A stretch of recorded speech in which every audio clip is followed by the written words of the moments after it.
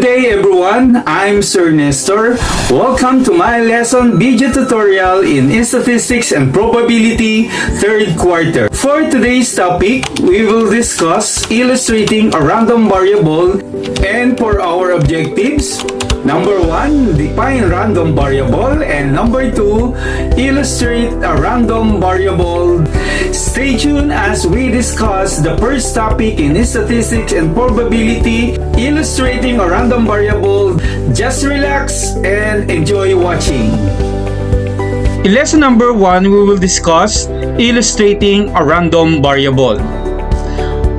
Before we proceed to our main topic, let's have a short introduction what is statistics and what is a probability, and how this statistics and probability used in our daily lives.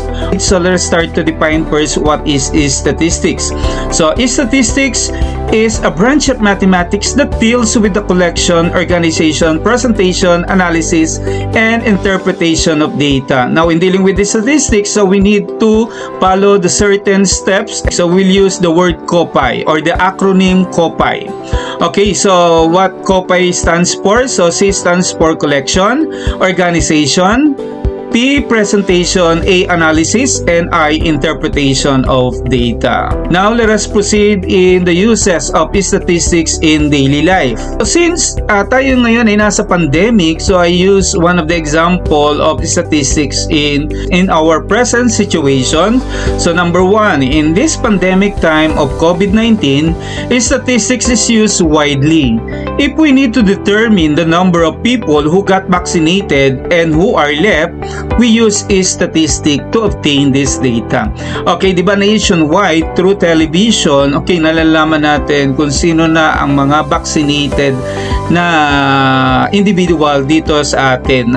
Therefore, a statistics concept can easily be applied to a real life, such as calculating the time to get ready for office, how much money is required to visit work in a month, gymning diet count of a week, in education, and much more. Actually, marami tayong mga examples pa nito. So, pwede tayong tumingin sa mga YouTube and others. Let us proceed in the definition what a probability is. Okay, by definition, probability is an area in mathematics that deals with experiments that produce random result yet admit a certain regularity. So, the word probability is also mean chances. What is the uses of the probability in our daily life? Okay, so probability has something to do with the chance. It is the study of things that might happen or might not. Okay, one of the example na pwede natin magamit yan ay yung, di ba, yung pagtaya natin sa mga loto. Maasa tayo na magkaroon tayo ng chances na pwede tayong yumaman kapag tumataya tayo sa loto. Ganon din sa ating wedding. Okay, kapag ka nasa mga perya tayo, di ba? Okay, yung mga color game and so on. You use probability in daily life to make decisions when you don't know for sure what will the outcome will be. Okay, actually meron na tayo mga probability na applications in daily life na hindi lang natin napapansin, nagagawa na pagwala na natin. So at this time, I will give you the two major areas in statistics para magkaroon po kayo ng background kung ano po yung pag-aaralan natin sa statistics and probability. So there are two major areas. The first one is the descriptive statistics and the second one is the inferential statistics. So what is the difference? Descriptive statistics is a statistical method concerned with describing the properties and characteristics of a set of data, while inferential statistics is a statistical method with analysis of a sample data leading to prediction, inferences, interpretation, or conclusion about the entire populations. Sabi nga natin, ito po yung table natin for our descriptive and inferential. For the third quarter, halos iikot po tayo sa descriptive statistics. And for the inferential, okay, so ito po ay halos papasok tayo sa fourth quarter. Now, tandaan po, Kapag ka po tayo ay nasa descriptive statistics, you will learn how to organize and summarize data. It can be done through table, graphing, and by numbers. Now, kapag ka naman po tayo ay naka-inferential, after you have studied probability and probability distribution, you will have a formal methods for drawing a conclusion from good data. Dito na tayo kung saan, halimbawa, nagpo-prove na tayo or kumukuha tayo ng conclusion gamit ang information sa studies natin. Kung saan, gagamit tayo ng different statistical treatment kagaya ng z-test, t-test, f-test, chi-square, or yung ating tinatawag na Pearson R at iba pa. Okay, to start with, so we will define first what is a random variable. By definition, a random variable is a variable whose qualities are controlled by chance. As I mentioned a while ago, chance, it means we are also dealing with probability. Now, random variable values depends on outcomes of an experiment. So, in dealing with the random variable, we will look for the possible values. We need a certain experiment for us to find the possible values. Random because it can take several or different values. Noted that the variable we are referring here is different from the variable we used to know in algebra. Unlike in algebra, when we are talking about variable, so we are referring to letters, di ba? So, yun. Pero when we are talking random variable, we are dealing with the values or the possible values that is based on our experiment. Tandaan po ito, it is usually denoted by a capital letter near the end of the alphabet such as X, Y, and Z. Pero ginagamit po natin yung ibang letters in English pa alphabet, but the most common are X, Y, and Z. Next question. How do we determine the possible values of a random variable? At this time, I will give you the different steps how to find or how to determine the possible values of a random variable. Okay, let us proceed to the first example. Example number 1. Suppose 2 coins are tossed. Let X be the random variable representing the number of heads that occur. Find the values of the random variable X. Okay, so in this case, okay, 2 coins are tossed. Okay, so the possible outcome, so when we are talking about outcome, it is the result of the experiment. But in this problem, we will look for the number of heads. So, yun ang ating gagawin dito. Ano po? Now, we're going to do that. Okay, so napakasimple po. Let us now illustrate. Ayan po yung sample natin. Let us now illustrate first on how we can find the sample space using the tree diagram. Okay, we're going to determine the number of outcomes here. So, again, to raise to the n. Okay, so diba sabi dito, suppose 2 coins are tossed. So, ibig sabihin, yung n natin ay, okay, 2 ang gagamitin natin. So, we have 2 raised to the second power.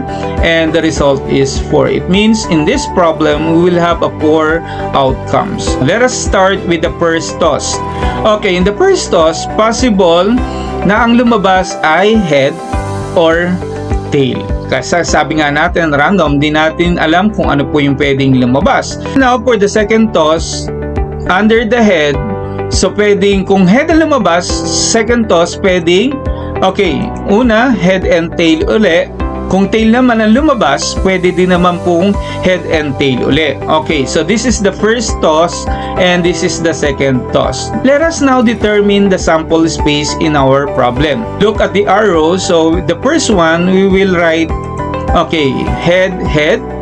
Number 2, we will write head, tail.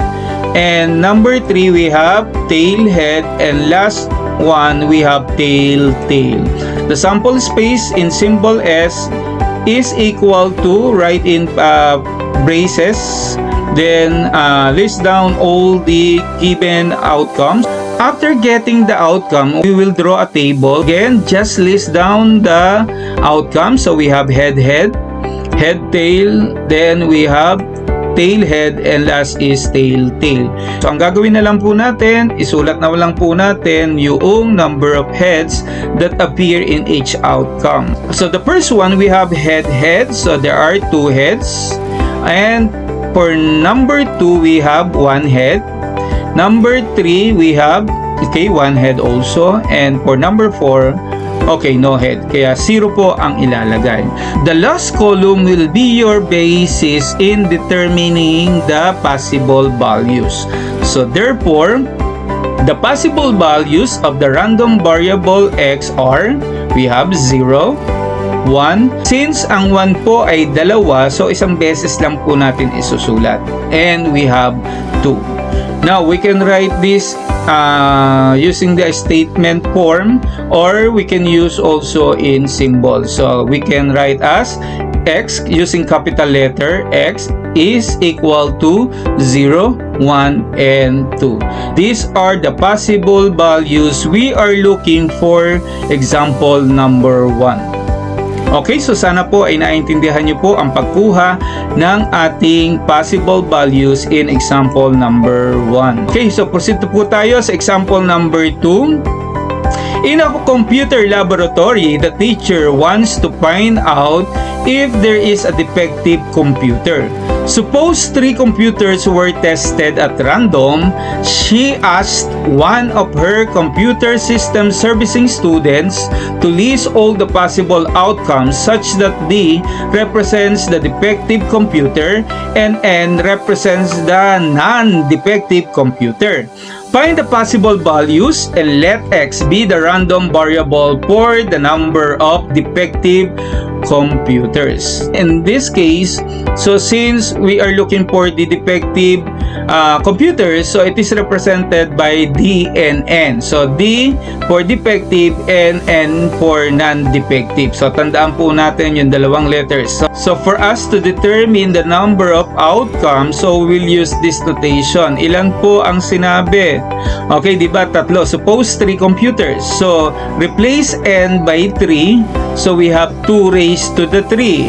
Therefore, there are 8 possible outcomes in dealing with example number 2. And how are we going to illustrate that using 3 diagram? So possible sa ating first computer, ma-determine na siya ay defective or non-defective.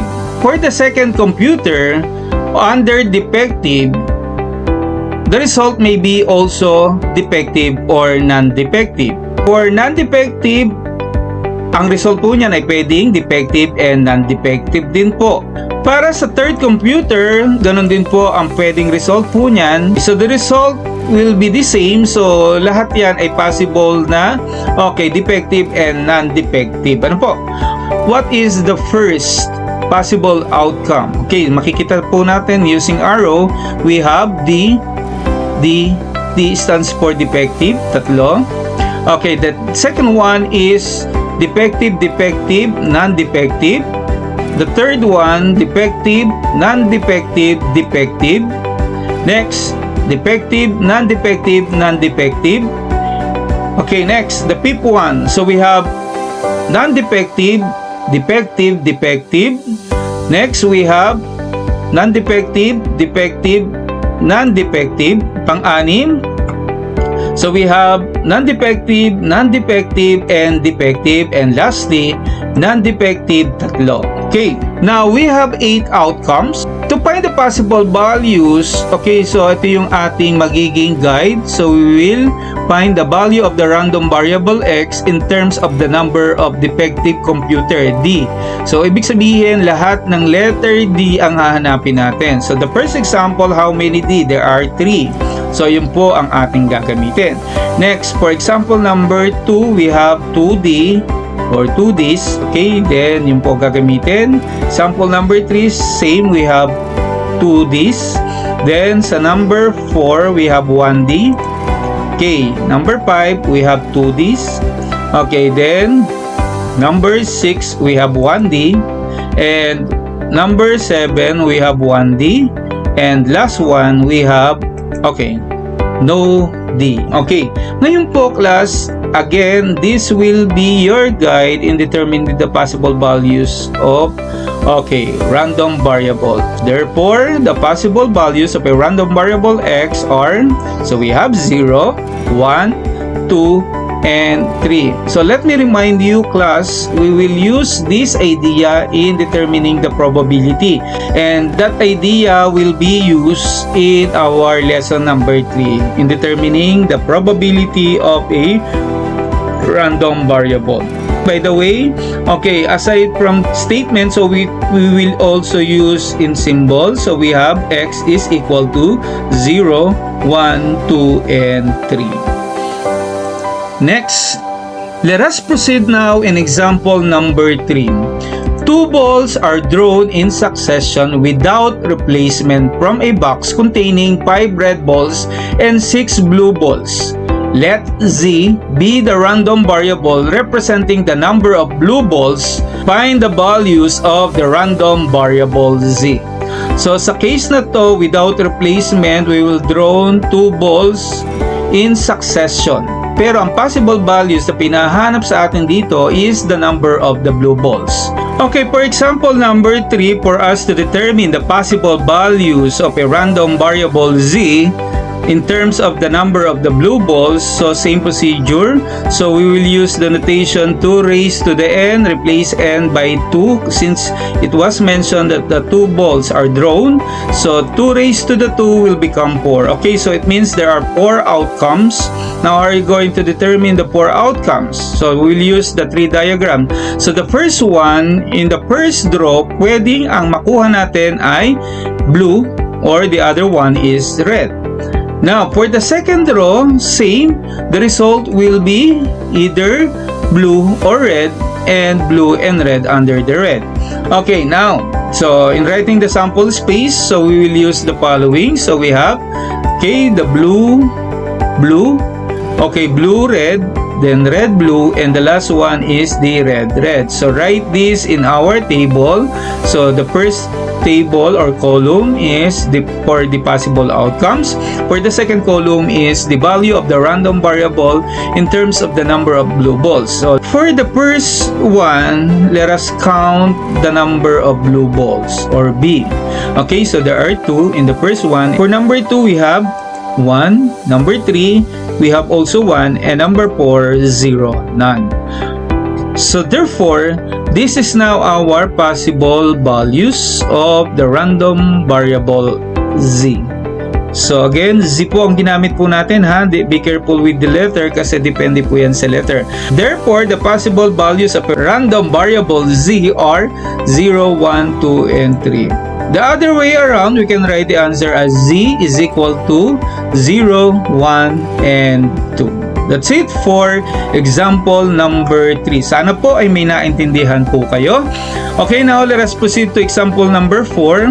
So write the possible values of each random variable. For letter A, Z, where the number of odd number outcome in a roll of a die. Now, so since we are familiar in terms of a die that there are 6 spaces. So these are as follows. We have 1, 2, 3, 4, 5, 6. So we are looking for the odd numbers. So there are 3 odd numbers in the pieces of a die. So we have 1, 3, and the other one is 5. Therefore, in determining the possible values in example letter A, so we have Z is equal to, okay, 1, 3, and 5. Okay, next, let us proceed to example letter B. So X, the possible values of a random variable X were weight in milligrams of a powder that does not exceed 100 milligrams. Okay, so in this case, class, we can write your answer in terms of inequality notation. So are going to do that. So since X ang given na variable dito, so we'll start with X. Then after po nito, so use the greater than, less than symbol, greater than or equal to 0, but less than or equal to 100. So this is one of the example of inequality symbol na pwede po natin gamitin once na nakakita po tayo ng ganitong example. Okay, next. Letter C, Y. scores of a student in a 5-item quiz. Okay, so what are the possible scores? So pwede ang estudyante makakuha ng 0, 1, 2, 3, 4, and 5. Therefore, so we will write as y is equal to 0, 1, 2, 3, 4, and 5. So again, diyan po natatapos ang ating example in illustrating a random variable. Again, kung kayo po ay bago sa aking channel at may natutunan po kayo sa ating lesson video tutorial ng Statistics and Probability, baka po naman makiki-share po, subscribe, and hit the notification bell para updated po kayo sa mga videos na ating pong gagawin pa. Salamat po, sana po ay malaking tulong po ito para sa inyong lahat. Thank you for watching.